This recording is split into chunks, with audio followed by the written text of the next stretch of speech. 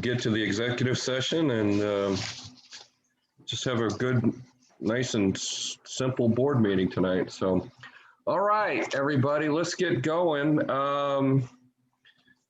The regular monthly meeting of the Clackamas Fire District 1 Board of Directors will now come to order at 6 o'clock p.m. per ORS 192.610 to 192.690. Per ORS 192.650, this meeting is being recorded. The video recording of this meeting will be placed on the Clackamas Fire website. So changes to the agenda. Chief Charlton, any changes to the agenda? No changes. Thank you, Mr. President. All right, great. Approval of the minutes. Did anybody get a chance to read over the minutes from last time? Okay, and is there any comments anybody wants to make about those minutes? Okay, so if there's no changes, then the minutes stand as approved as written from the February 22nd, 2021 meeting. Now is our time for public comment. Rachel, is anybody that asked to comment or? Thank you, Mr. President. At this time, I have not received any notice prior to the meeting of anyone that signed up for a public comment or question. So if anybody in the audience does have time, does want to make public comment, you can raise your hand using the raise your hand feature on the meeting, and I'll give everybody 15 or 20 seconds to do that if anybody wants to make comment.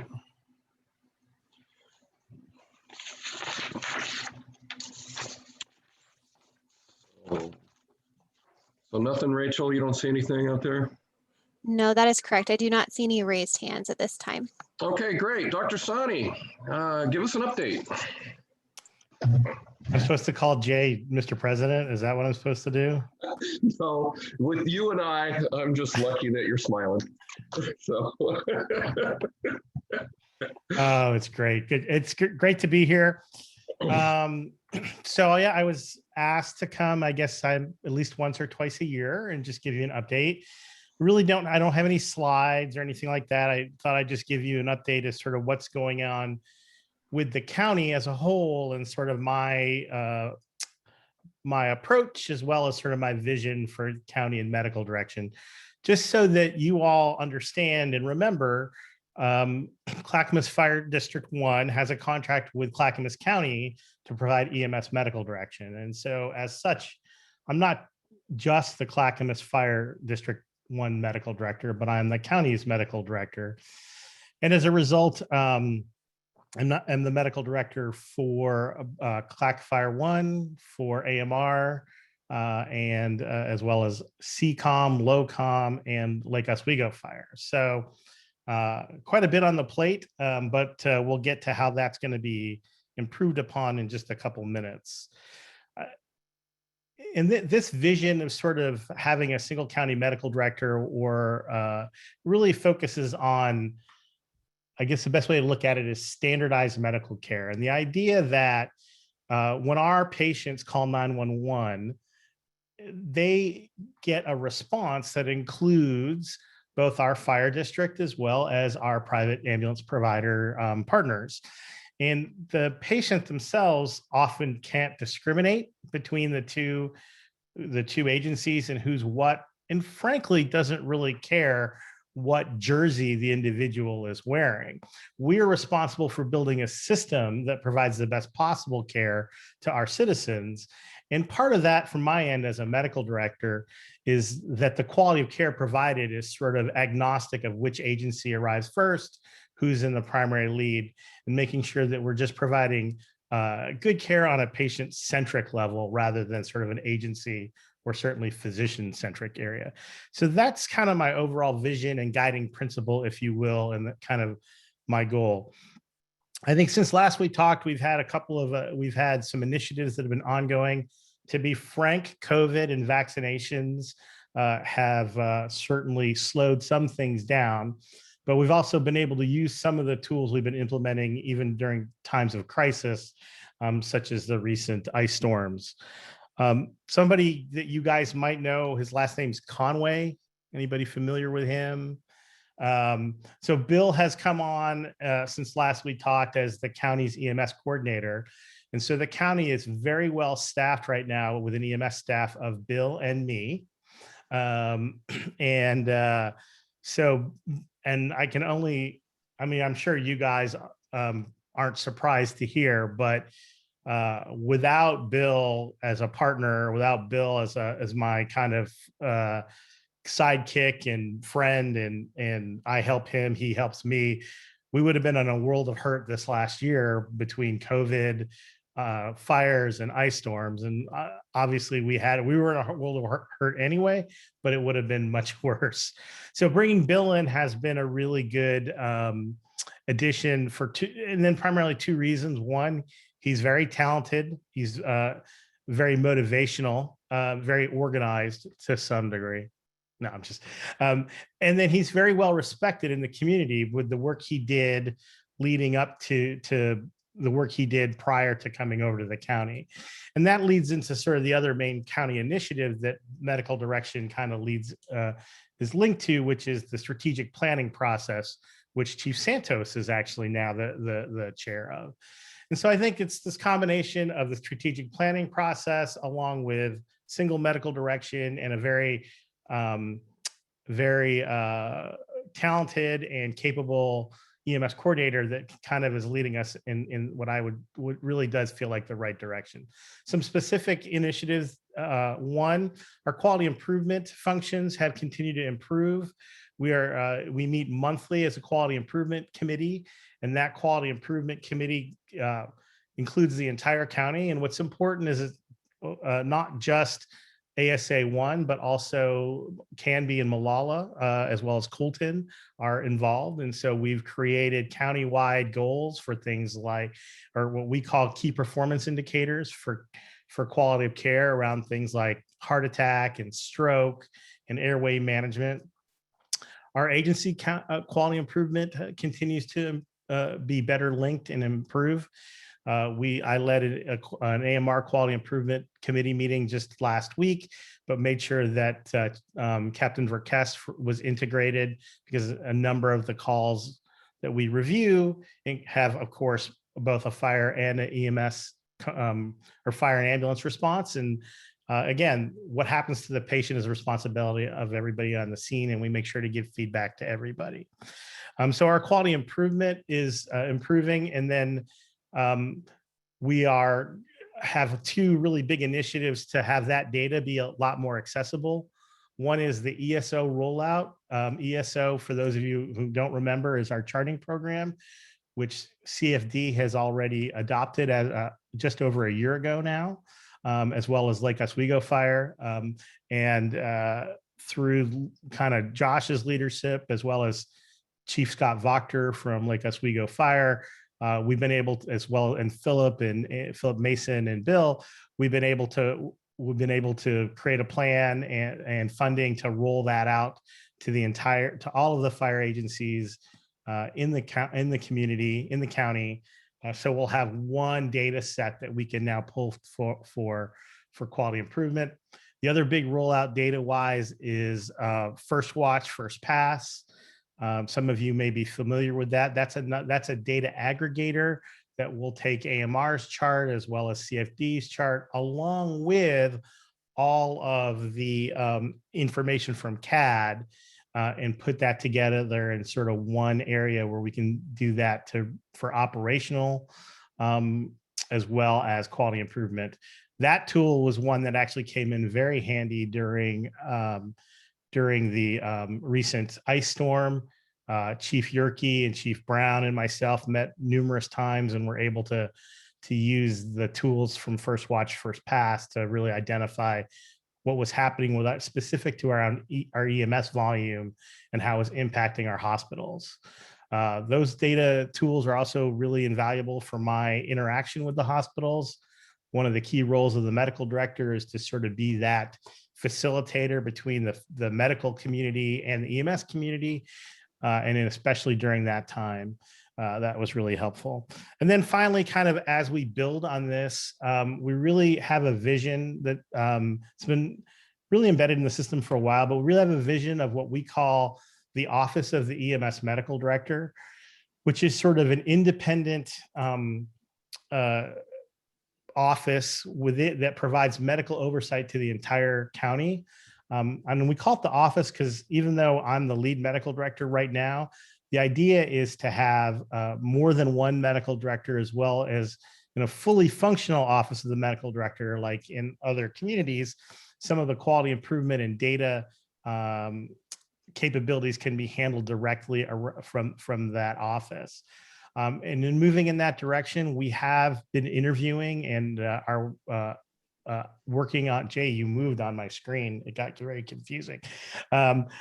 We have interviewed and are in the process of negotiating with 2 more medical directors. So as a result, we will have a total of 3 EMS medical directors for the county. And as we build upon that, we then plan to work with each of the agencies working directly with us to ensure sort of greater physician coverage, along with ultimately more physician to paramedic to crew level interaction. Because I really think that, one, for those of us who love EMS as EMS medical directors, the best part really is the sort of working with the crews and getting and seeing them take good care of patients and that sort of thing. And having those crew interactions is really a plus. And then I think we hear from our crews that having that physician interaction is really appreciated. So it's still not quite done so I can't really announce like who those folks will be or the exact time frame, but it should be kind of soon. And from that point forward, we'll start working on sort of building this team out further and continuing to focus on quality of care that we provide as a complete kind of package, complete system. And I know Thomas asked me last time about mobile integrated health, so I wanted to mention that before he could ask. And when I was talking to the 2 Joshes, the Chief Santos and Yerke, to kind of prep for this, one of the ways I describe mobile integrated health for the fire initiated is you all have been doing the fire service has been doing a version of mobile integrated health since its inception. It's not necessarily healthcare related, though. It's safety related. It is patient outcome related, but the whole concept of the fire marshal, where the role of the fire department is to keep the community safe, is really what I consider mobile integrated health to be, which is sort of like the healthcare marshal, if you will, of a community. And so I really do think that at the end of the day, that mobile integrated health is going to be a key component of most forward-thinking kind of healthcare coordinated or healthcare thinking fire agencies, because ultimately the fire department's goal is to keep the community safe and keeping them healthy. And one of the things that was very interesting to me is when this all first started, a lot of mobile integrated health kind of discussions were happening 10 years ago.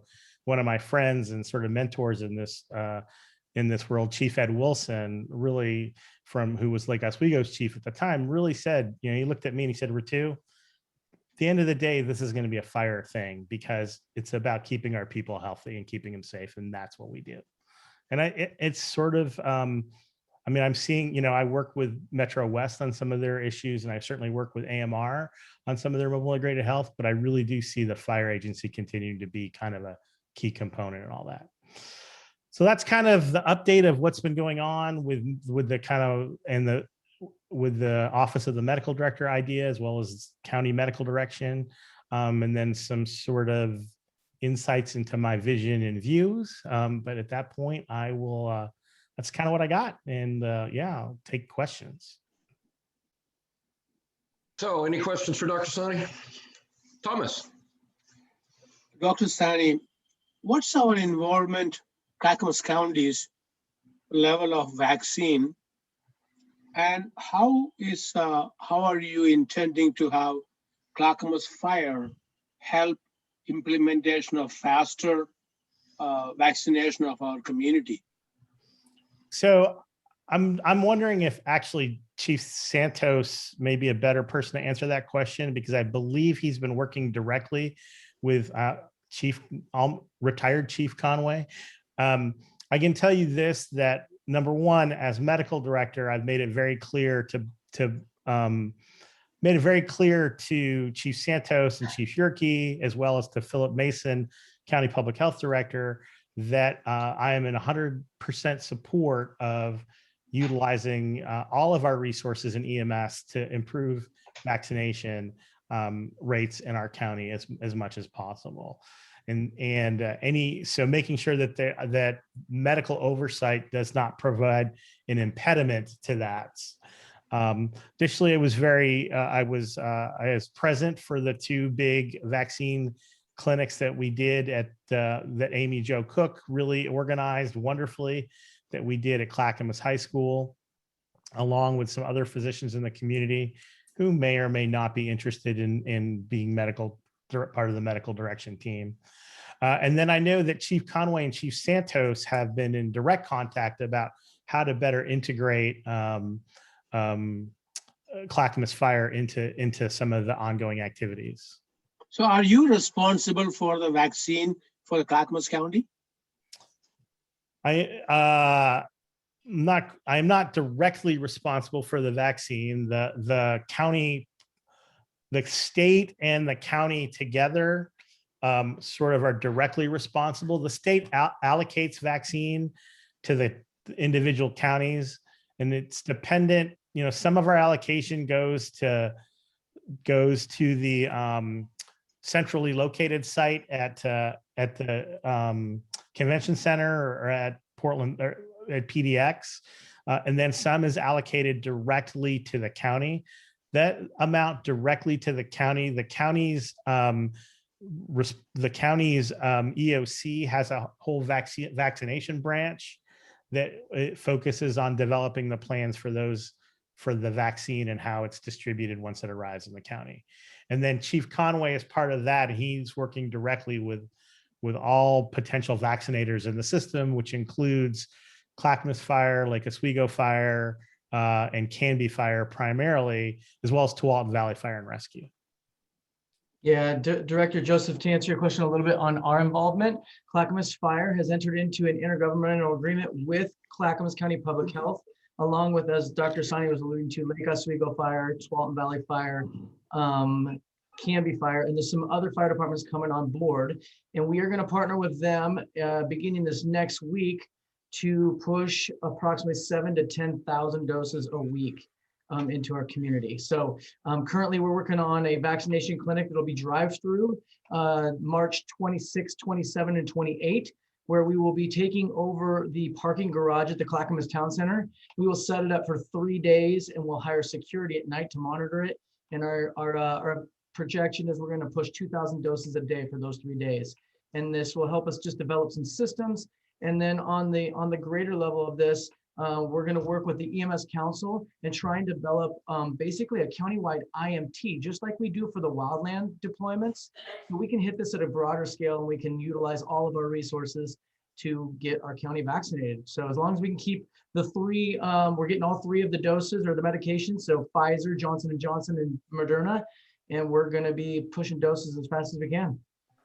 Josh, that March 26th, that week, who are you targeting? Is there an age limit or is it open to all? Yeah, so this is all governed by public health. So Oregon Health Authority comes up with the standards or the protocol of what classification we're in and who are vaccinating, and then public health schedules those populations, and then we just serve as the clinicians to get them vaccinated. Oh, so we are not involved in the organizing part of it. Yeah, so Clackamas Fire nor any of the fire agencies are taking part in the scheduling or the organization of who gets vaccinated, rather how they get vaccinated. The just implementation. That's right. Thank you. Thank you so much, Dr. Sani. Yes, Mr. Searing. Hi, Doctor. As always, thank you for the report. You mentioned that you're the medical director now for Clackamas Fire, for the county, for AMR, CCOM. It makes a lot of sense to me that we're being consistent now than having so many medical directors with all the different agencies as we have in the past. So I really like to hear that. I was just curious, so the smaller fire departments like the Sandys, Hoodland, Canby, Colton, Gladstone, are you also the medical director for those agencies, or are they all still separate and on their own? Currently, they are on their own. Gladstone Fire's medical director is Mark Houston. Sandy and Hoodland is Mike Murray. Canby and Malala are Dr. Sean Stone. So they're all people that I know. They're all people that are involved in the development of our protocols. We have talked we've talked about this plan of a single medical direction kind of entity. And I don't want to say single medical director because it's not a one-person job. It's a multiple person job for sure. But having kind of one entity creates, I think, a uniformity of purpose and a uniformity of kind of approach. So we have sort of made it clear in our EMS operations group. And there is actually one other piece I wanted to mention about that, but we have our operations committee that meets monthly, and we have made it quite clear that the vision that we would approach would be having this sort of single point of medical direction. We have had some conversations with some of the smaller agencies, and I think there's probably some possibilities. You don't want to push out somebody who's a colleague either. So I think it's just sort of looking at timing and things like that also. It's a little bit unique with Canby and Malala because at the very least, they're their own ambulance service areas and they do their own transporting. And at least they have medical direction that's kind of uniform with Dr. Stone doing Canby and Malala. But ultimately, yeah, I mean, it was been a vision in this county since before I got here, sort of mid to late 90s, that there be a single point of medical direction. The other thing I wanted to point out is that the work that our ops committee is doing, because that committee is also made up of leadership of all of our fire agencies and AMR, including those that I don't directly provide medical direction to. So Canby, Chief Dale is extremely involved in that committee. And through that group, we've initiated this rollout of, I don't know if you've heard, but we're transitioning so that every agency in the county carries the same medical kit. Because up until recently, AMR had one kit and TVFNR had another kit, and Lake Oswego had another kit, and they were all over the place. And so we're going to have a uniform countywide medical kit. It sounds kind of, I'm looking at Josh right now because it sounds kind of like, well, duh, but it's a big deal. And it's been a long time coming. So the only reason we haven't rolled them out is because all the factories that made those kits closed down over COVID. And so the stuff is slowly arriving. I think Mike Verkest said that it's mostly here now as of the last week or two.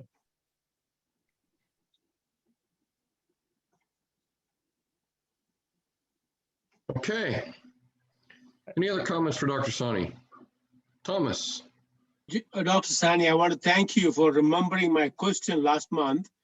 And I want to thank Fred and George Santos and Josh Gurkey following an innovative idea with the county, and Bill Conway, of course, helped you tread the way. So thanks to all of you leading us in that direction. Okay, Oscar, did you have a comment? I saw your hand come up. My comment was just to thank Dr. Sani for using the word standardization. I love that term. I'm excited. I'm all in, Josh. All right. All right. Anybody else for a comment for Dr. Sani or anything? Dr. Sani, once again, thank you. I do have a question. Are you going to be available after our meeting tonight or tomorrow? I got a call.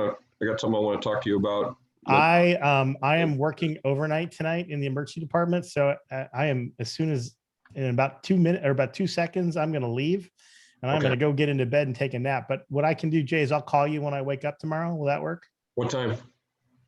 I get home around 7 and I try to sleep till about like 1 or 2 in the afternoon. So tomorrow afternoon. That'll be perfect. Thank you. Okay.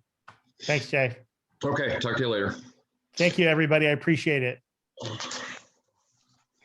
Okay, make sure I'm not unmuted. I'm not muted here. Okay.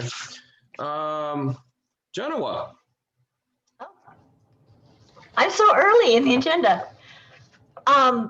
So my report is, I've submitted the last several Fridays, updating you on the legislative proceedings that have been going on. Quick note, I did get to go into the Capitol this last week, and it was very exciting. I spent about an hour and a half there looking at the new Welcome Center and getting some photographs, and it was great. I don't have anything to add to the report unless there are questions, but I do want to say I plan to get together with Chief Brown very soon. I'd like to do that in person. I get my second Pfizer shot on April 2nd. So if that isn't too long, perhaps a week, 2 weeks after that, you'd feel comfortable. Great. Can't wait. Thank you so much. Any questions? Happy to take them. Yeah, Genoa, I first of all comment, thanks for sending out those legislative updates, that big one. Boy, that was a lot of reading. But I did have a question about, I think it was House Bill 1149. I know I'm kind of catching you off guard, but that was the one that had to do with PERS. I don't know, did that ever make it to committee or out of committee, or what's the status of that one? That one is a kind of a fairly robust PERS thing. It is. It's a huge bill. There's a lot of moving parts in it, and it is moving forward through the process. I believe that started in the Senate, if I'm correct. Okay. I have a 50-50 chance. No, right. I believe that one started in the Senate. I can look it up and give you, or maybe write on it again this coming Friday, because it's been receiving numerous hearings. Well, that'd be good. Maybe just kind of keep us on the update on that one, because that one, that one's a busy one. So, yes, sir. Okay, thank you so much for that. Thank you. Moving on, just to back up real quick, when it comes to business items, kind of the reason I went over that is because there are no action action required for business items tonight. So I jumped from Dr. Sani to Genoa on the agenda. So, okay, next is board committee and liaison reports. Probably for me, for Thomas and I, we had a meeting with Chief Brown, Chief Charlton, and with our attorney to talk about Chief Brown's contract and some other things when it comes to that. So we will be talking more about that at the executive session tonight, some more details about that. So that was really the highlights for the executive committee. More to come on that after our meeting tonight and as we move forward with that process. Anything else you want to talk about on that one, Thomas? No, that's it. That's you covered it. Yeah, pretty simple. So the next one, Interagency Committee, Director Joseph, Director Suring. Jim, I'll start with that. You know, this is my second or third meeting with the IG Sandy, and there have been some discussion about a feasibility study, and I had some concern. And I vetted that study program and explanation with the Director Syringe, and then I met with Chief Gerke.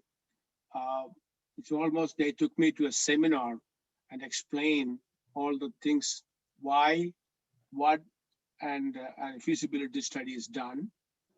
And at the request of Sandy Fire, we have discussed the last meeting, it was brought up. That was the first meeting, I think.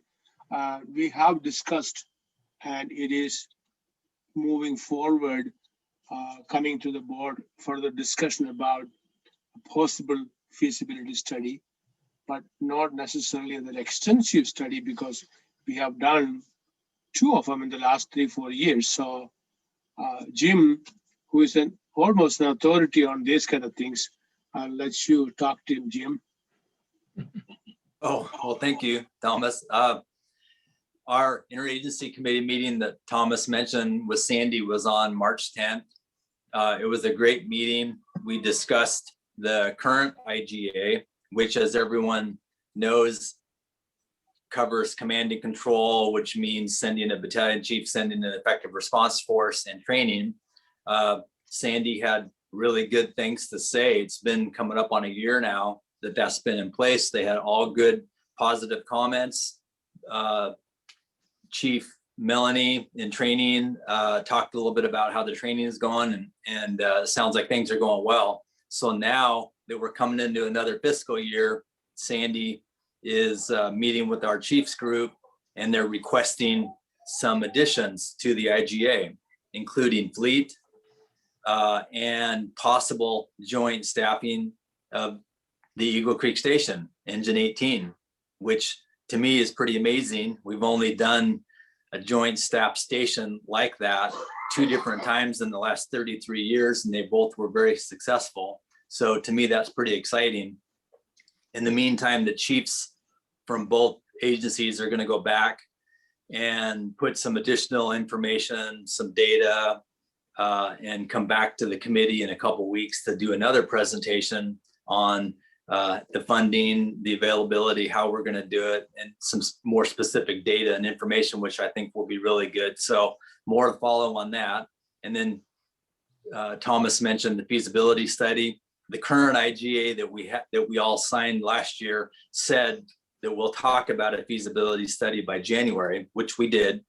And then I believe the chiefs are working to put the language in this one that, okay, if we agree to do it, it will be completed by December 31st of this year, which gives it a timeline. And sounds very positive. So we have a great relationship with Sandy. Everything is positive, and from what I see, and all good comments coming back. So. Okay. Just want to follow up. I think Chief Brown had some information. He was very knowledgeable, and he talked about that. And one of the things that I posed the questions to the elected officials and the chief from Sandy was, are they coming? Are they keeping the community involved, coming to us for an IGA or a feasibility study, or they just elect the few people making the decision? Because I think it is very important they get the feedback from the community before they come to us and we do something. Chief Brown, did you have any insight throw into that? Thank you, Director Joseph, for asking that question. So in talking with Chief Snyder and Chief McKinnon, they've been doing a real good job in reaching out to their neighborhood associations and their community groups, a couple of their Rotary clubs, which, as we all know, is made up of their local business members, and are starting to help them, to educate them to understand why they're seeing Clackamas Fire rigs as much as they are in Sandy, and starting to talk about areas where we can improve services for each other, for both fire districts. And so the feedback has been pretty awesome so far from Chief Snyder and Chief McKinnon. That's the information we've been getting back. And so I think that this is a situation where it's bigger than just the elected officials and the fire chiefs making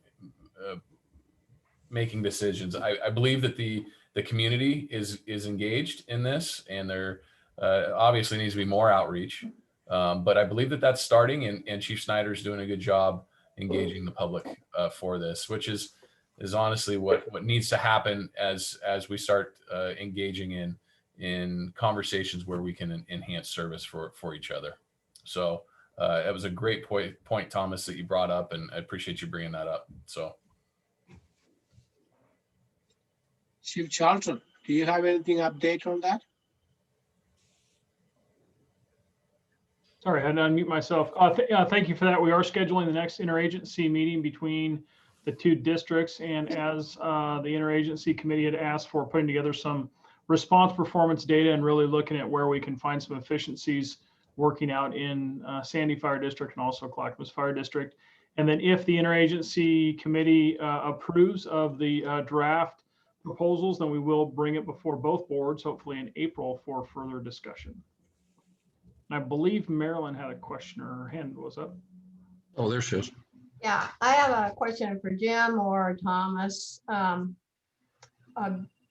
The talk of having a joint servicing of Station 18 seems to me to be unusual, given the fact that the mutual aid that we are having to give to Sandy is significant now. So Yeah. I'm sure we'll have further discussions about that, but I don't see that there's much benefit based on the raw numbers that we have gotten for the whole year that shows that Sandy is a heavy user of mutual and automatic aid. So Go ahead, Nick, and then I was going to comment.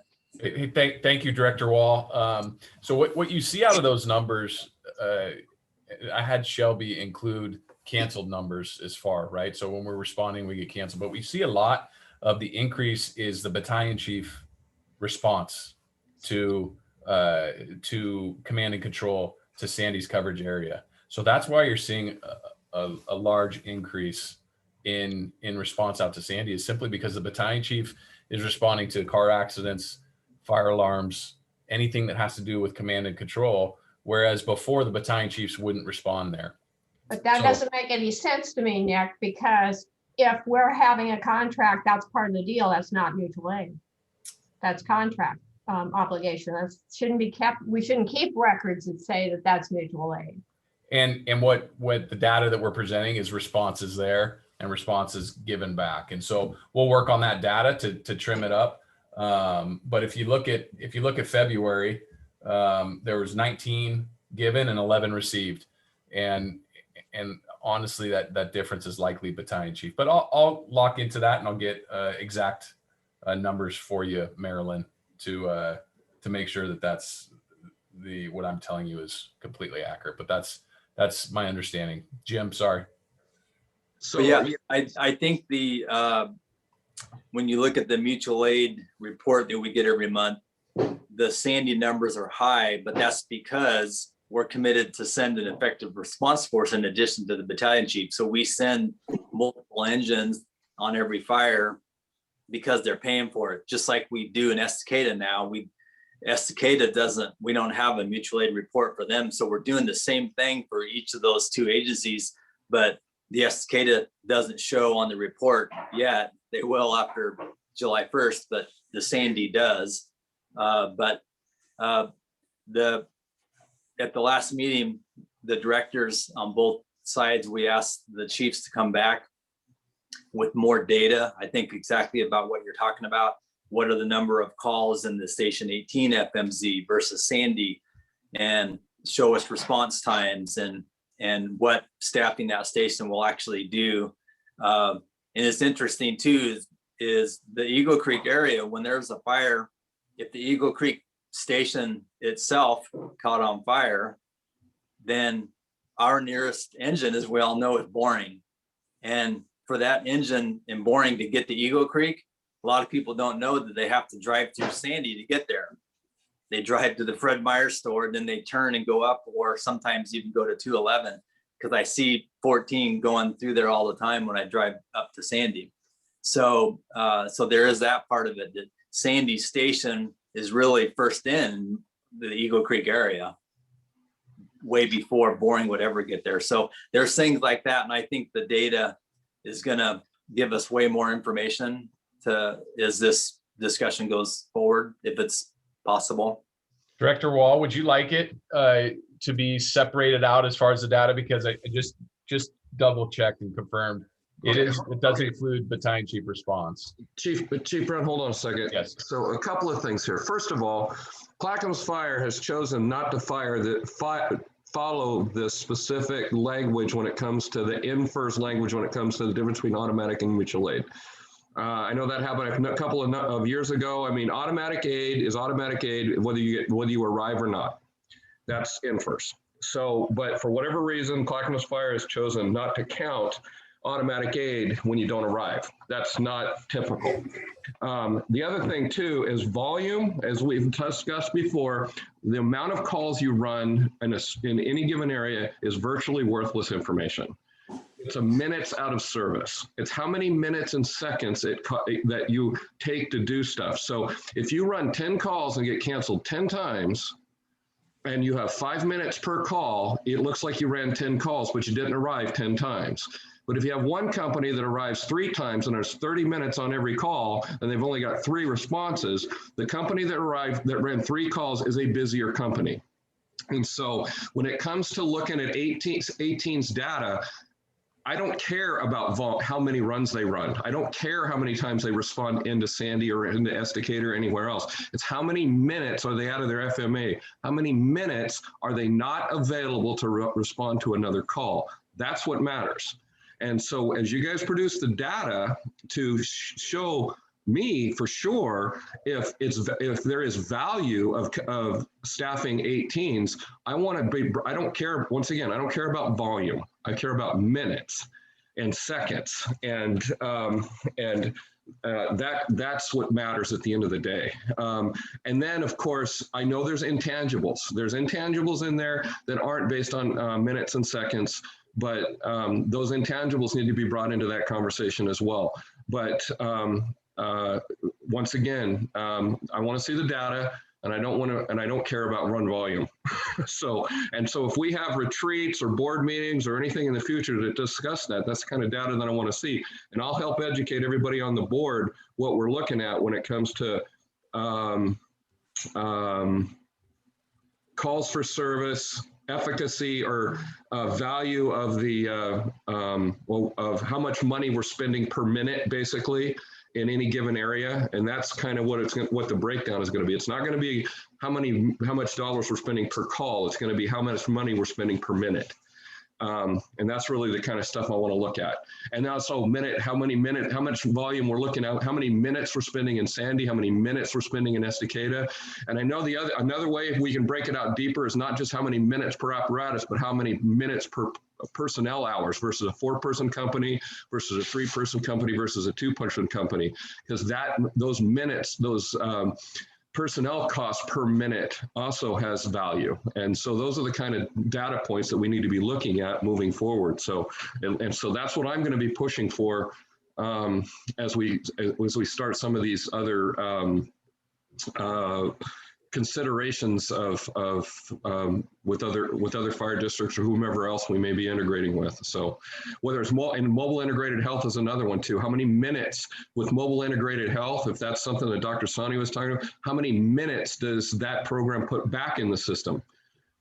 If you're running a frequent flyer 20 times a month, and now we're only running 1 time a month on that many, then how many minutes does that put back into the system that we're not responding on those people? And that gives value to the mobile integrated health or the nurse or whoever you guys decide to hire, however you decide to do that. It's all about, well, I think we can talk about this in the future, but I hope everybody, I know all the chief officers and stuff are here, so that's what we need to be looking at moving forward for cost effectiveness. So I get off my soapbox now, but any other questions in your comments anybody else has? Okay, great, thanks for listening to me on that, but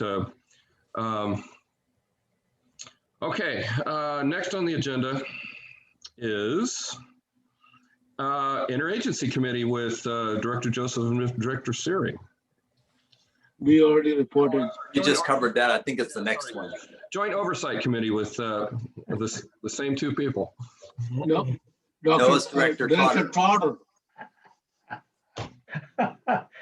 Well, since Jim is one of the 2, he should go ahead first. So the Joint Oversight Committee, that's the committee we call when we meet with Estacada. And we met on March 11th. It was a short meeting.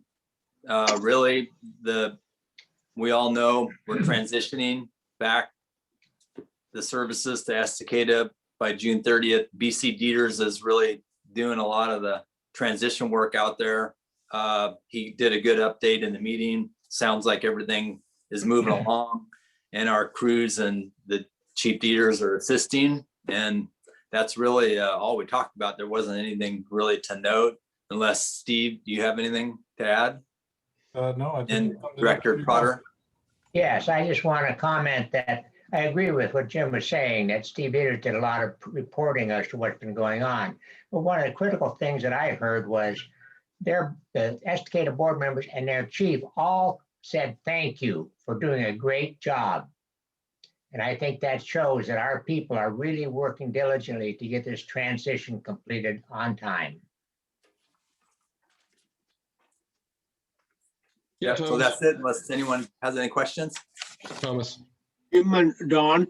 So what our joint oversight committee and entrusting Steve Dieters to move forward with all the hiring and everything else, is that what's the function? I'm sorry, I had trouble understanding. Steve Dieters and are they helping with the hiring new firemen and or the reallocation of the equipments and office, and how is that details? Steve, do you want to go ahead and answer that directly? Sure. Yeah, Steve. Yeah, great question, Director Thomas. No, we are not involved in the hiring of their replacement staff or their volunteers. We simply are helping to facilitate that they have access to the equipment that they'll be needing for their transition and for their training. We're not typically helping to train or anything like that. We're running the day-to-day business of the fire station and answering the calls while they're developing that. And we just kind of take each request one by one and see how we can help to facilitate to make sure that we meet that June 30th timeline. So, but are we empowering them to learn more about being independent? Because now they didn't have any control. We were running the district. How are we empowering them or enabling them to be on their own? So they have hired an interim fire chief, and so they did. So he is taking care of all of that. We have, since the beginning of March, we've returned all of the financial control. They're taking care of, paying the bills and all that with some oversight from us. And so we're empowering them step by step. And he's taking care of most of the Estacada issues that are happening. Is that interim chief, was he or she working with them before, or is it something new? This is someone that they hired at the beginning of February, and he most recently was the interim fire chief at Hoodland, and he was done there for about 2 weeks, and then they hired him on a contract basis, and then he is working with them to an undetermined date. They do have an advertisement right now for a permanent fire chief and a division chief and a office manager. So they're the reason I'm asking, Steve, it's not that we need to know about the details, but I really hate to leave them in an orphan situation, not knowing where to go, what direction to go. We want to make sure we do the best we can to, enable them and empower them to be independent. Yeah, absolutely. I think we're achieving that. Oh, good. Yeah. Thank you.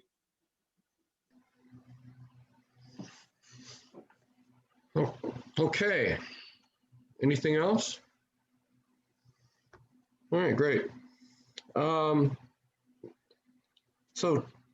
Make sure I'm on my agenda here. Chief Whiteley and Director Searing, looks like we're going to talk about what you guys been doing with the civil service stuff. Yeah, thank you, Mr. President, members of the board. I'll briefly share and obviously turn over to Director Searing if he has anything he'd like to add.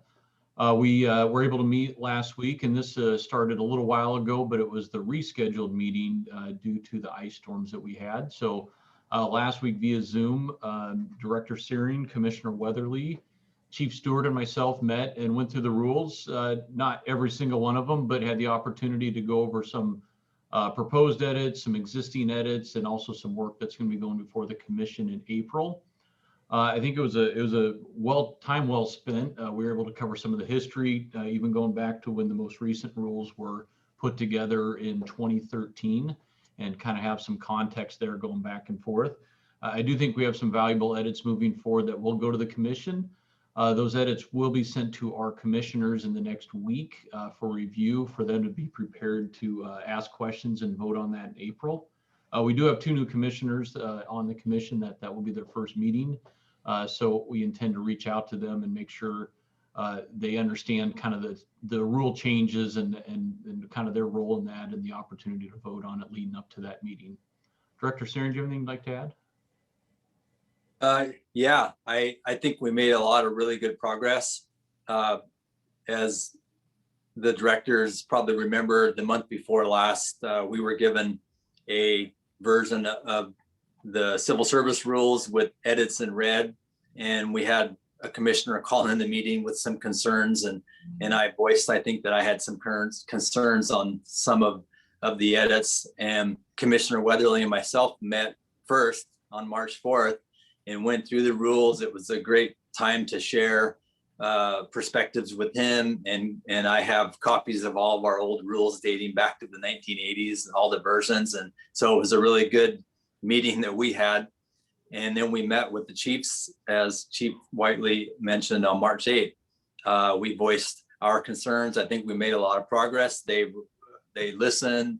They were very well received, and curious to see the next version of the edits. I think they'll make some good progress. Commissioner Weatherly is going to bring up to the commission at their next meeting too. He had a suggestion that I thought was a good idea. They're going to discuss it and potentially bring it to the board to have a board liaison, to add that on our committee list and have a board liaison to the Civil Service Commission. He said that they feel like we're disconnected. They never hear from us. We never hear from them. We make decisions on new positions and processes, and then they never really hear the follow-up. And so I think that could be a good idea. So look forward to their input back to the board on that, so that we are more transparent with each other, communicate better with each other. So I thought that was a good idea. But I thank Doug and Brian for listening and being involved and hearing our ideas and moving forward. So thank you. Yeah, thank you. Appreciate it. Okay, any other questions or comments for these guys? Okay, great.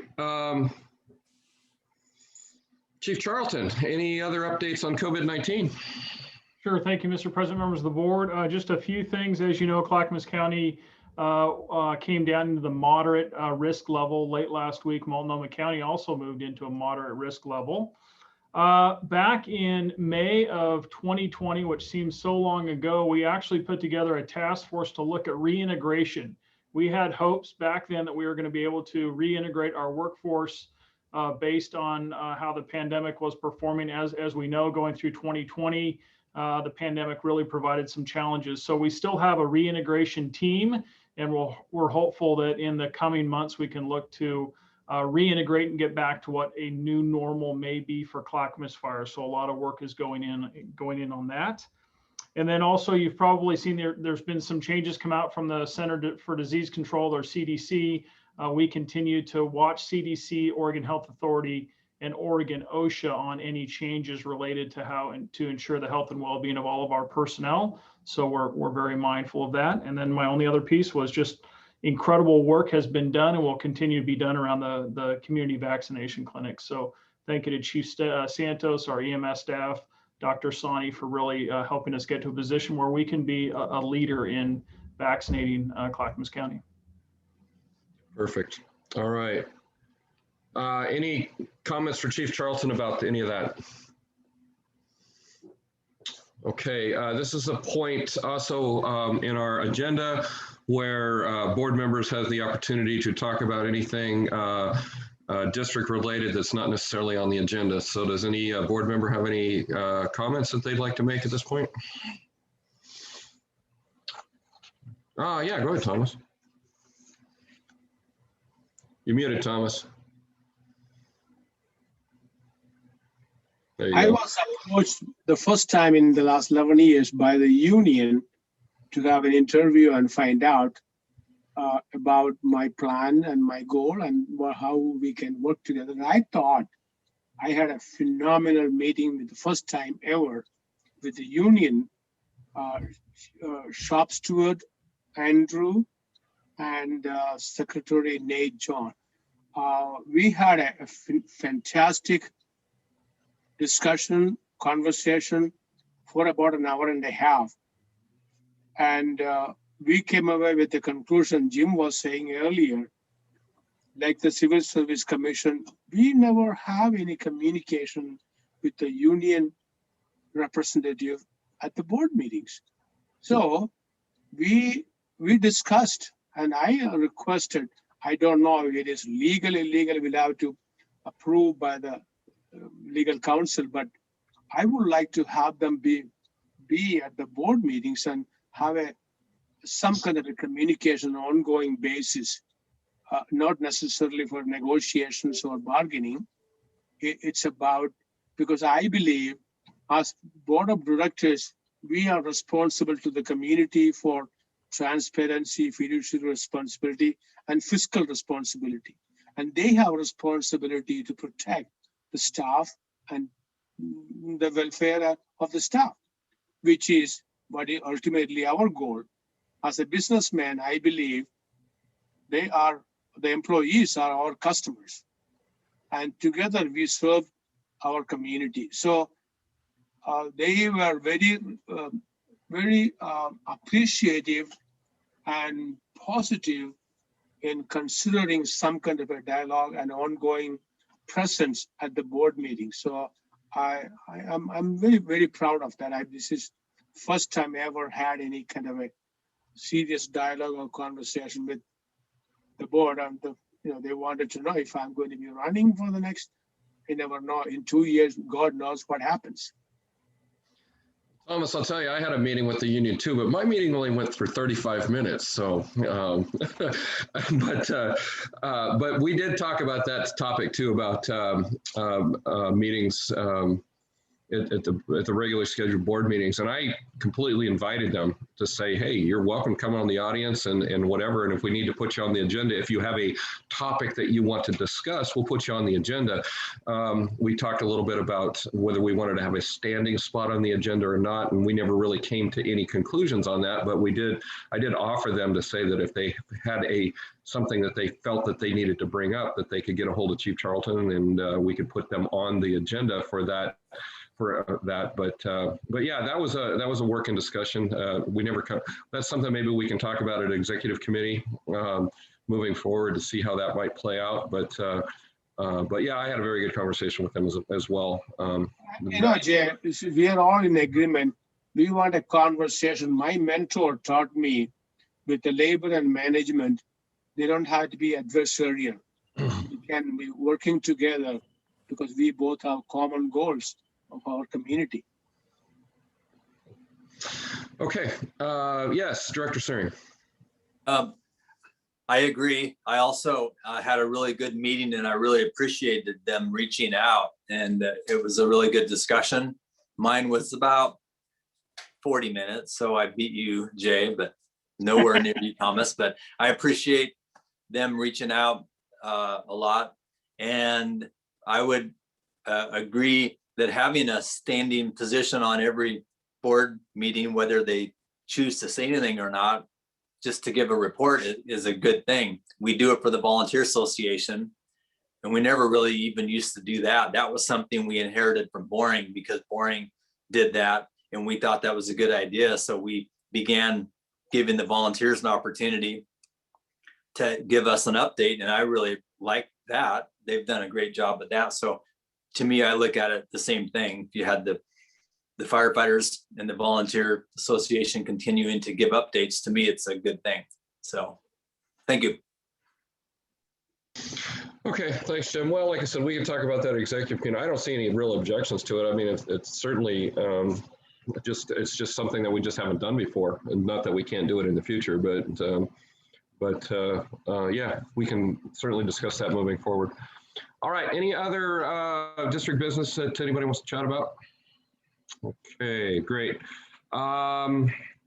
Moving on to informational items, Chief Charlton, what do you have? Do you have anything for us? Sure, just a couple items. Thank you, Mr. President, members of the board. I forwarded some information to the Board Capital Projects Committee.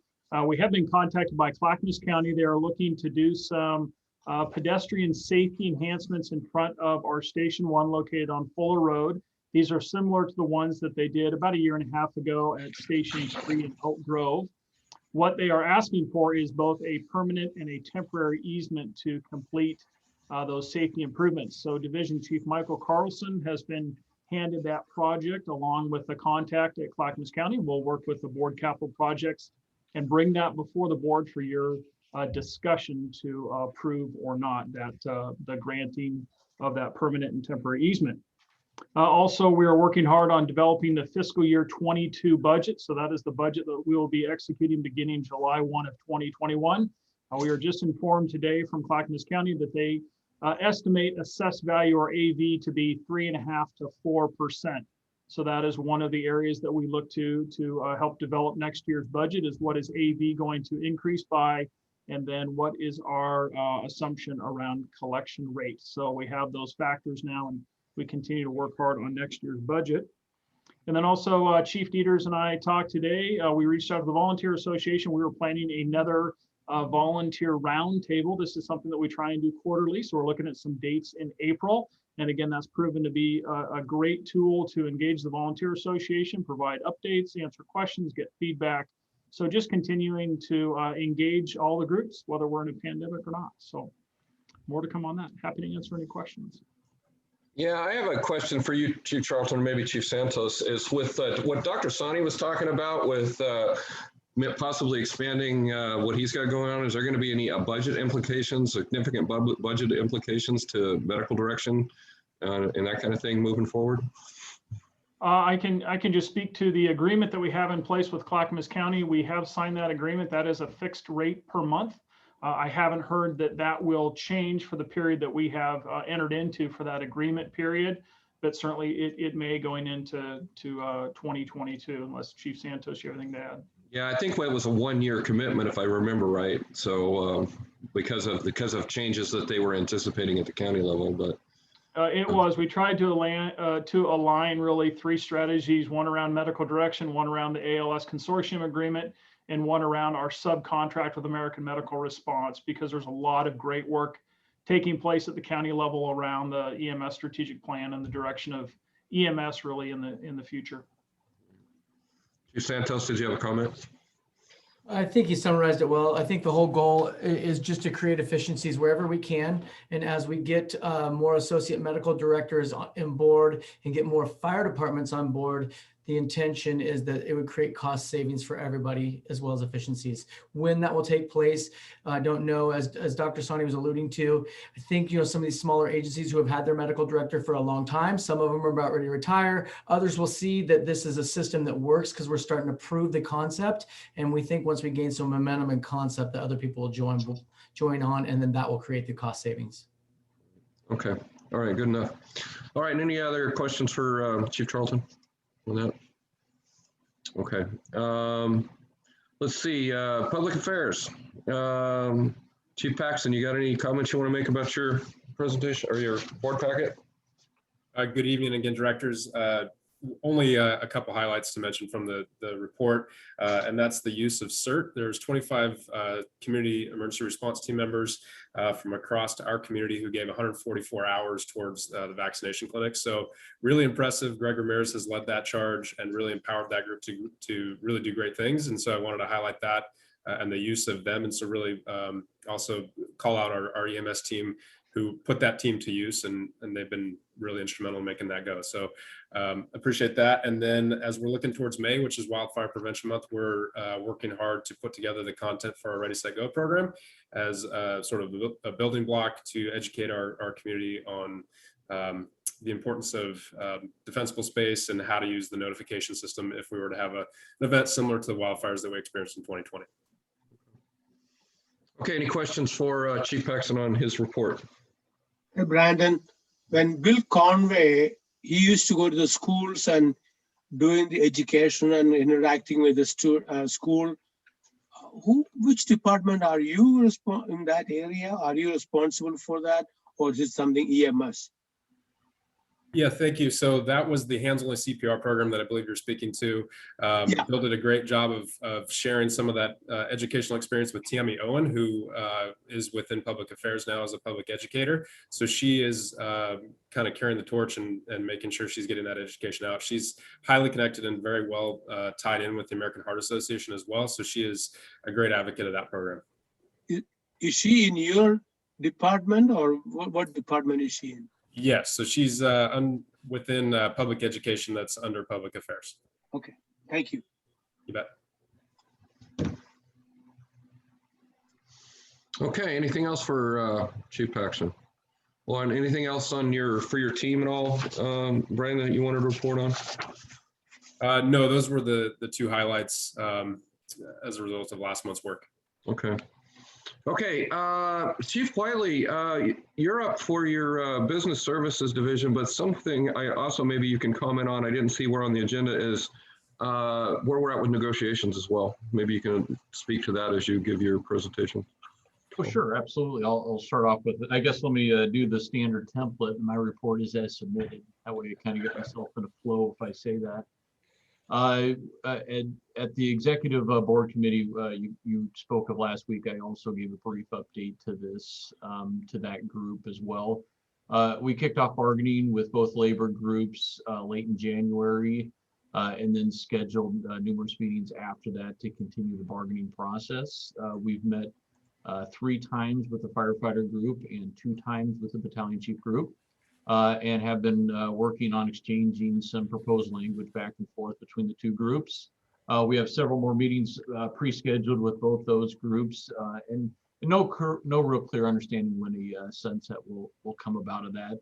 As we work through negotiations, we also are working to develop a budget this next year, as Chief Charlton referenced, and that's always plays a big part of this. So we'll continue to work through that over the coming weeks and hopefully month, maybe 2.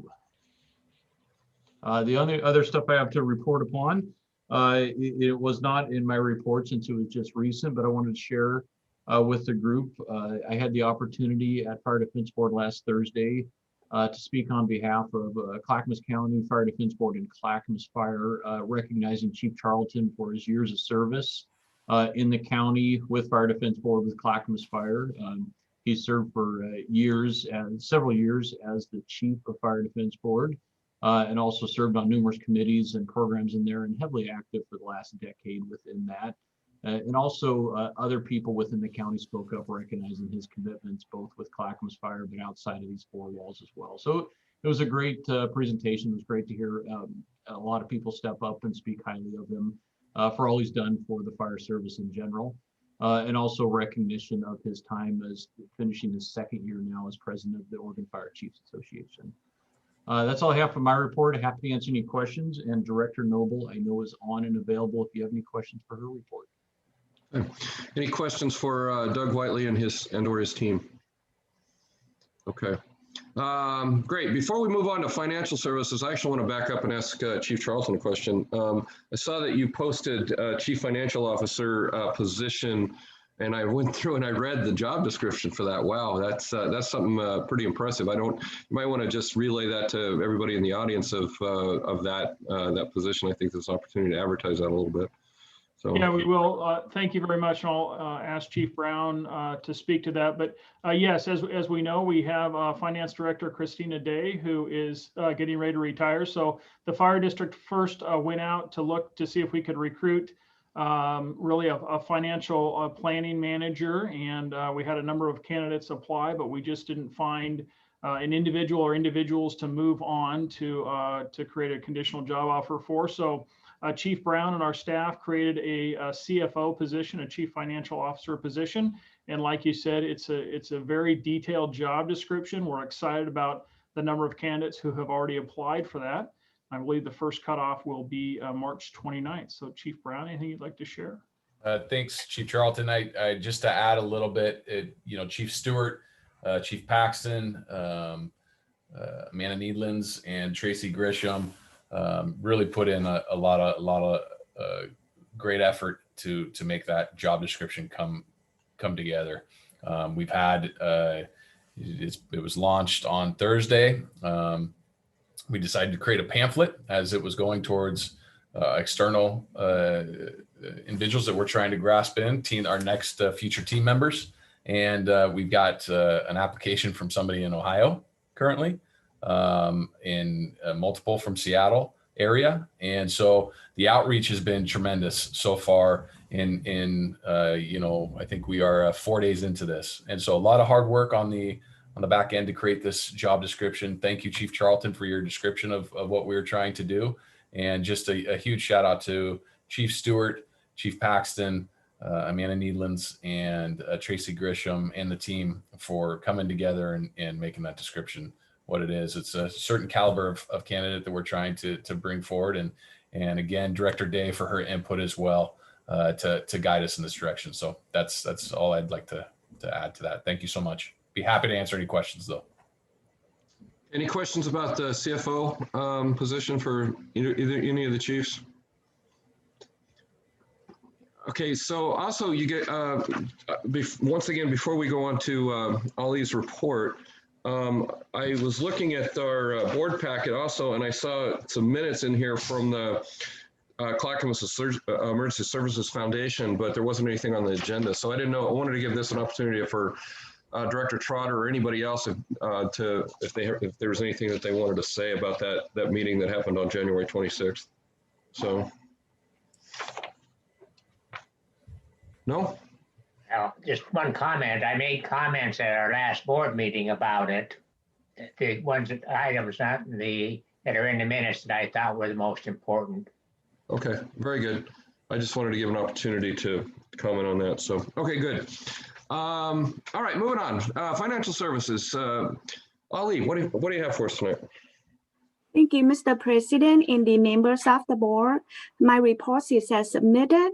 And I would like to note that the LGIP interest rate was 0.75% in February and decreased to 0.60% this month.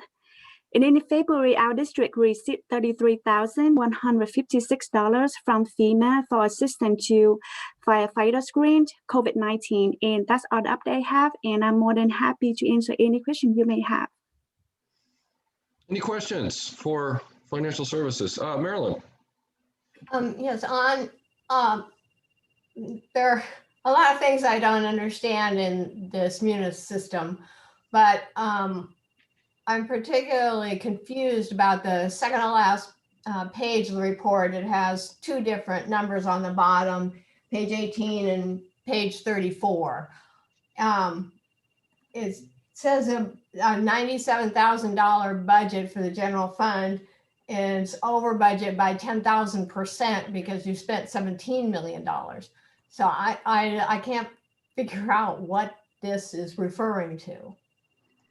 So on page 18. Well, there's an 18 on the lower right-hand corner and there's a 34 in the middle of the page. So it's the second to last page of the Munis breakout.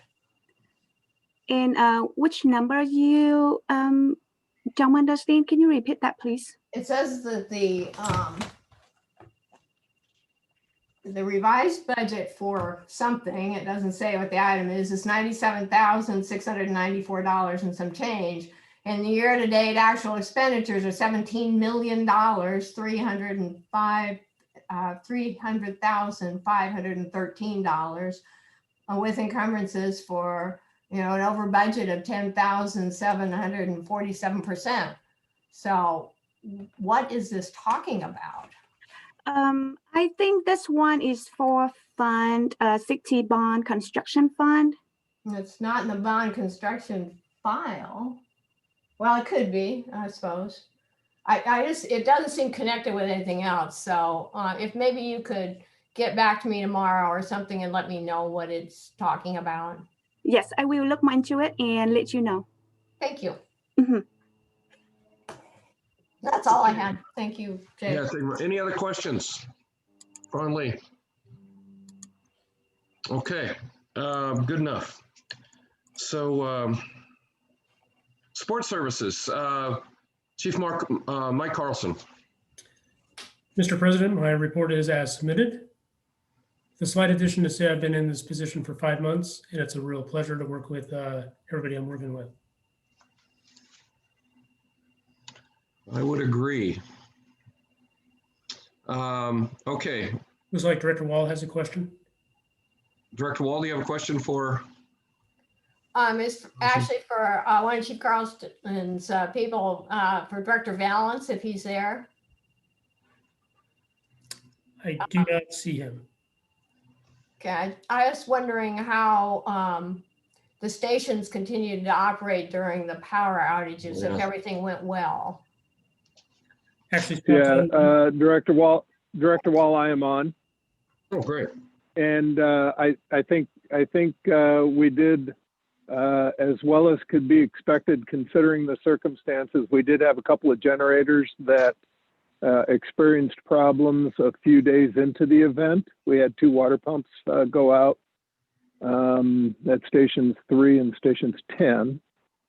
And the circuit board go out at station 12, which were rectified quite quickly.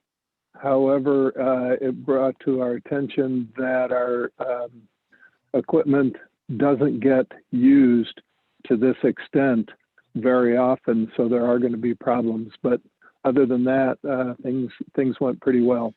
It did bring to light, I will say this, it did bring to light at some of the stations, specifically stations 1 and 15, items that weren't connected to the generator power that we're now in the process of working with not only our generator vendor, but an electrician as well to bring online some of the more important functions that weren't connected. Okay, thank you. Hey, Scott, I got Certainly. a question for you. Are the generators on some sort of regular maintenance schedule where we have an outside vendor coming in and tuning them up on a regular basis, or how does that work? So the generators are tested. When you say tested, they're exercised once a week on their own. They're tested, they're turned on by the crews once a week to make sure that everything's working properly. Once a month, they're tested with or supposed to be tested with the transfer switch to make sure that those work. All of the servicing for the generators has been brought in-house. Facility tech Mike Dinsmore goes through them and does all the annual servicing for them. And then just this past year, we've had load bank testing done on about 60% of the machines that we have in play. We'll do the balance of those in this next fiscal year, but it's a pretty expensive proposition. And we've got some that are being swapped out and don't need to be done. So we're saving money there by obviously not doing equipment that we're going to be jettisoning. Yeah, and that's kind of where I was going with this, Scott, is that coming into budget season, this is the time to be thinking about that kind of stuff. I know you are. I just, with what generators seem to be high on everybody's list. I have a good friend that's in the generator business, and he's like 7 months out from being able to get any generators, and what he does is commercial generators for a living. So yes, that's kind of why I bring that topic up. Is right now it's everybody's on everybody's radar, I think. But okay, thank you very much for that. Well, yep, certainly. Okay, any other questions for support services? Okay, great. Chief Stewart, Community Services. Thank you, Mr. President, members of the board. My report is as submitted. I did want to highlight 2 things out of the FMO's office. First is Estacada. That came up earlier after the Interagency Committee piece, but Fire Marshal Olson shared with me today that approximately 95% of the inspections for Estacada are completed. That includes re-inspects. So they should be done inspecting all the occupancies in Estacada in April. So we'll be well ahead of the July 1 deadline to get those done. And then secondly, he also shared with the command staff, I believe, a proposed master plan for the old landfill in Oregon City, right next to Home Depot where the driving range is. Pretty much if it doesn't have anything else on it, it looks like it's going to be taken up by, at this point, a combination of shopping, retail, entertainment complex, 200 to 300,000 square feet of buildings spread apart between, I don't know, a dozen different facilities there. So a pretty large complex. He doesn't expect to see much for the next year or so on it. And of course, it's always subject to change. Okay.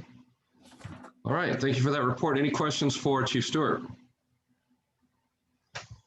or his team? Okay.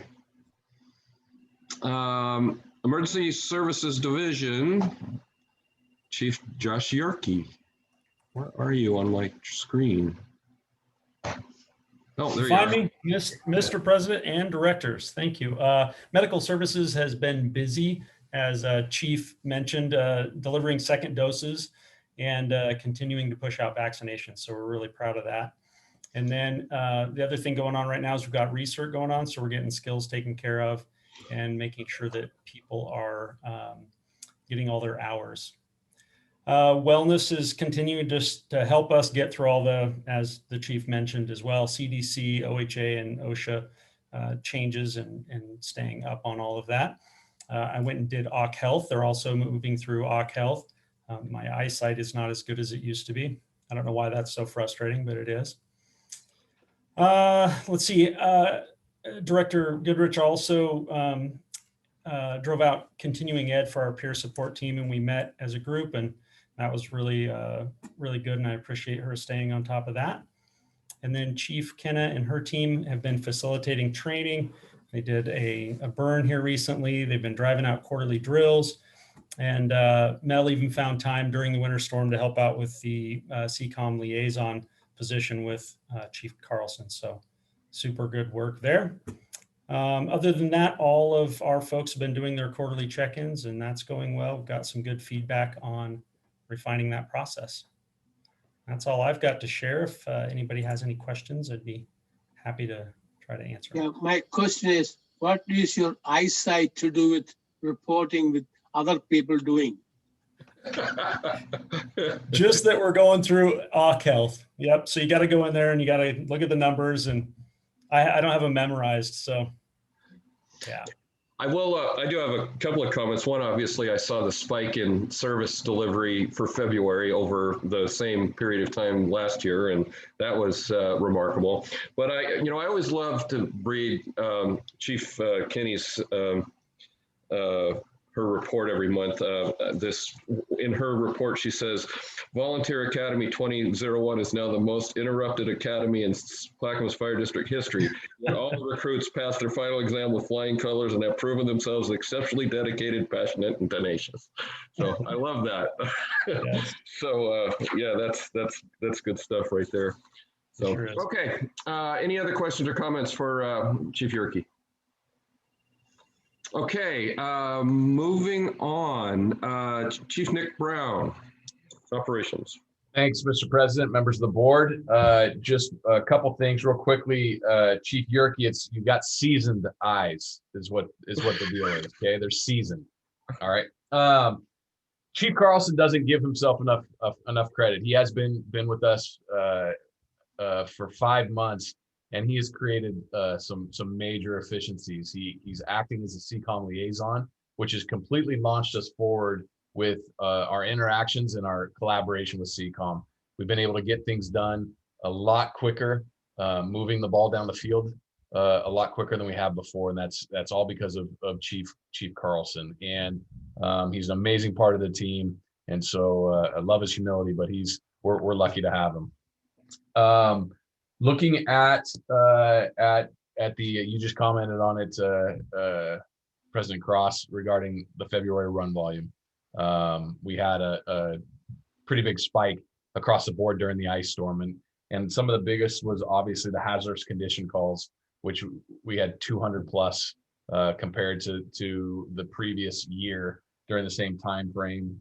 Good intent calls, EMS calls, but the thing for us was the fire calls on top of that as well. We were averaging 5 to 6 task force assignments during that time frame. The members of Clackamas Fire District showed resilience once again. Super proud of them. Logistics fleet facilities came in on Saturdays and Sundays, working long hours, getting generators back up and running. Director Valance, on the phone with him at 10:30 at night. Same with Director Bischoff and Director Cordes. So super proud of them, proud of the command and control of the battalion chiefs and the company officers and the crews. They just did an excellent job responding and mitigating the needs of the community. And yet again, another natural disaster that has hit us this year. So that is all I have to add. I'd be happy to answer any questions. Yeah, the one thing I definitely saw is B Shift really had the bulk of the service delivery. Either they ran most of the heavy incidents, or they're the ones that write more than the other chief officers. But according to the report, B Shift, well, they have more stuff in their significant calls than anybody else. So yeah, B Shift was moving and shaking for sure. Good. All right, any comments or questions for Chief Brown? Go ahead, Jim. Hey, Nick. Yes, sir. I was looking at the mutual aid given received report. Yes. And for February, it shows 33 given to Canby and 0 received. Is that incorrect? Was there a mistake, or was that due to the disaster? If you look at Gladstone's as well, those numbers are completely improportional. I believe that was during the event. Both Canby and Gladstone were calling for us and any resources that they could have. And so that there was a huge spike, and I wouldn't say that all of those accounted for it. The vast majority did during that 96 hour time frame. Okay, thank you. Yeah, I kind of read through that too. I saw the kind of a spike in all sorts of stuff. Also, I was noticing by calls by fire management zone versus calls by units, and they didn't quite correlate. It seemed like some fire management zones, like 3s and 15s, really got hammered, and some of the others not so much. So it was very obvious that all of the rigs spent a lot of time outside of their fire management zones during that event. So I would call that an anomaly, but yeah. So, all right, any other questions for Chief Brown? Okay, moving on to volunteer services, Chief Steve Dieters. Thank you, Mr. President, members of the board. The training in February was a mobile attack, and then structure protection, and then some water supply drill. EMS was canceled so that they could focus on the vaccine administration training, and so they focused on that. And then there weren't any events attended in February, but there was some public relation with the vaccination clinics, not only by the CERT, but the volunteer group as well. The Explorers still are not back, so there wasn't anything for them. The station coverage, Station 12 was 4 nights out of the 28, and Station 13 was 13 out of the 28. Station 18 was 28 out of the 28 nights for a duty shift, and then the rehab water tender was 12 out of the 28. Station 333, you'll notice, is no longer on this report. Part of the amendment to the contract early on was to return Station 333 and its equipment back to the sole use of Estacada Fire. Their interim fire chief is staying there most of the week, so it was going to make it difficult for us to plan shifts up there. So like I said, part of the amendment was to return that, so we don't send folks up there anymore. Volunteer firefighter EMT Alex Sparks resigned. He was hired by Portland Fire. And the volunteer recruitment, Jay, you had mentioned the academy. They finally are done. They are scheduled to graduate on the they're graduated, but their ceremony, their badge pinning will be on March 31st. They will be in person, but we'll provide a Zoom link to anybody that wants to attend. So they'll be sworn in there along with the support group as well. And then our application period for the next academy scheduled for September ended on February 28th. We had 94 total applicants. we held the first step in our process, which is the mandatory informational meeting where we talk about the program and what's going to be happening. And we had 71 come to that. So the next step will be the written test, and that will be done through online, and that'll be on March 20th. So I'll report next month where we're at in the process after that. Before we turn it over to Kirk, I'm happy to answer any questions. Any questions or comments for Chief Dieters? All right, great. Thank you for that, Steve. All right, this month, I'm not going to forget him. Volunteer Associates President Kurt Hambley. What do you got for us tonight, buddy? Thank you, Mr. President, members of the board. Only two quick things to add on. In June, our Dale Johnson, will be receiving his Lifetime Achievement Recognition from the OVFA. So we're excited about that. And then also we're looking forward to the roundtable with the chiefs that is in the process of being scheduled for next month. Okay. Thank you for that. Any questions for Kurt? Okay, moving on to correspondence. I hope everybody got a chance to read the correspondence about Clackamas Fire with our 5th consecutive accreditation status was in the board packet. And then, of course, the article about the reuniting of the crew with a life-saving action that happened as well. I don't know if Brandon, if you wanted to say anything about that at all. That seemed to be quite a neat thing that happened there. So. Yeah, I can share a little bit of information on that. So a family, actually a young lady experienced a medical emergency. She ended up being, I believe it was 16 weeks pregnant and was experiencing a hemorrhage. Our crews arrived and the paramedic in charge was Dan DeQuisto, very seasoned, probably one of our best paramedics in terms of just bedside manner and genuine care. He's absolutely incredible. And Alan Kaiser from Engine 317 responded, and they were able to transport this young lady to the hospital, where she ended up staying for a number of months, just essentially on bed rest, but in the hospital. Her baby was born just slightly premature, but otherwise healthy. And so we had the opportunity to meet that family at the station 16 with Dan and Alan, the family. So it was a really great opportunity to meet the family and kind of hear their story. It was absolutely incredible. So those are the highlights for sure as we put those pieces together, because it doesn't often happen that we get to see the family or hear the result. So really great. And Dan he was kind of we wired him up for sound, and he was the spokesperson kind of as we went through that whole thing, and did a great job interacting. So great job, Dan. Yeah, thank you for that report, Brandon. That's always good stuff to hear. And so, yeah, thank you for that. Okay. So that is all for the regular board meeting for right now. We are going to have an executive session. So the next board of director meeting will be Monday, April 19th, right here, same place, same time on Zoom. So at this time, we're going to recess the regular board meeting at 7:32. We're going to take about a 10-minute break. So at 7:42, if we can get all of the participants to sign into the executive session. After the executive session, we'll be coming right back into this meeting to discuss whatever we need to discuss and then adjourn for the evening. So at this time, let's call it 7:33. So 7:43, please everybody be back in the executive session.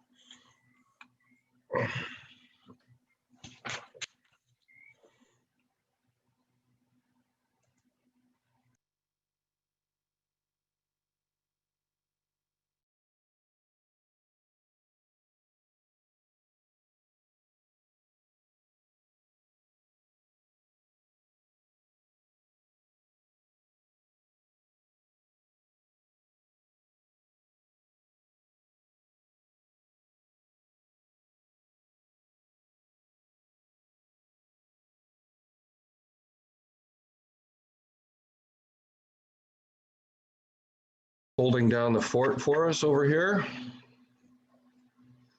We need one more director to dial in. Oh no, there's 3 of us. Three of us here. Yeah, there's 3 of us, so we can actually adjourn the meeting with the 3 of us, I think. Yep. Let me. You're muted, Marilyn. For a change, I'm here. Well, just so that we don't cut everybody off at the knees, we'll give, I guess I can turn my camera back on. We'll give everybody another 15 seconds before we adjourn, but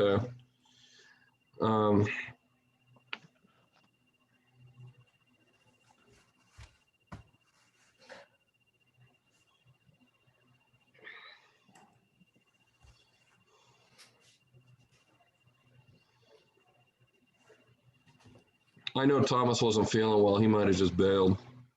Yep. Okay, that's enough time. That's what I like, a strong leader, Jay. Well, you know what? Come on, it's 9 o'clock at night and I got to work tomorrow. So just for the recording, we had the executive meeting to discuss the new fire chief employment. That went well. We're going to be reconvening an executive session on Monday, the 22nd, to discuss the employment of the fire chief at that meeting to review some documentation, give us an opportunity to review some documentation, and next Monday night with our attorney. And so that is what we covered in the executive session. So any other comments by the directors before we, at the regular session, before we recess or before we adjourn? Okay, the regular board meeting of the Clackamas Fire District number 1 will be adjourned at 9:03 p.m. Thank you, everybody. Thank you. Good night. Good night, everybody. See you. Good night.